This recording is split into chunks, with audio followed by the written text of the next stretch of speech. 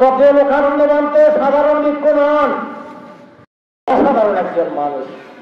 উনি বন্দনা করতে ধ্যান করে ফেলেন, ধ্যান করতে বন্দনা করে ফেলেন। উনার ঠিক উঠতেছেন, আমরা অতক্ষণ পর্যন্ত বসে থাকতে পারবো না। উনার বসার দীর্ঘক্ষণ বসে থাকার এক বিরল গুণ, দীর্ঘক্ষণ হাঁটার একটা বিরল গুণ। বুদ্ধ যেমন সেই অনেক মাইল হেঁটে চলেছেন, অনেক ক্রোশ হেঁটে চলেছিলেন, সেই গুণ ওনার কাছে একটুখানি হলেও দেখি।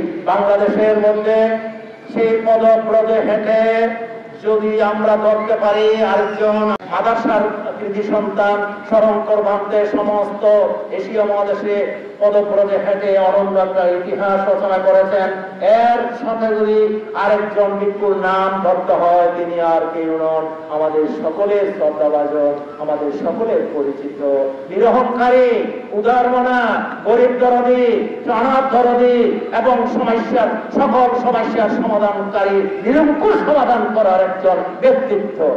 আপনি রাতের 12টা বাজলেও আপনার সমস্যার জন্য দৌড় দেবেন, আপনার সকল কষ্টকে লাঘব করার জন্য দৌড় দেন। একবার পরীক্ষা করে দেখেন কোন উপাসক উপাসিকা রাতের 12টা বাজে আপনি মোবাইল করবেন, একটু একটু পরীক্ষা করবেন যে ভাবতে আপনাকে এই মুহূর্তেই পায়ে হেঁটে আমার বাসায় আসতে হবে, আমি বিপদে পড়ে গেছি, তিনি চান কিনা দেখেন। উনি ভ্রুক্ষেপ করেন না।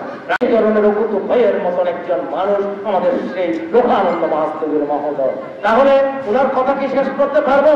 কোনদিন শেষ করতে পারবো না। উনি নিরহংকারী, উনি অল্পাহারী, একাহারী, উনি আবার সেই নিরাময় বুঝি।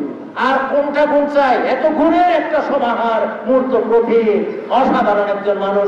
যদি ওনার আপনাদের সহযোগিতায়, ভিক্ষু সঙ্গে সহযোগিতায় মহাবোধিকে মহান বানাতে পারেন, তাহলে সেখানে ওনার একটা আবক্ষ মূর্তি আমি বসাবো আমার নিজস্ব খরচে।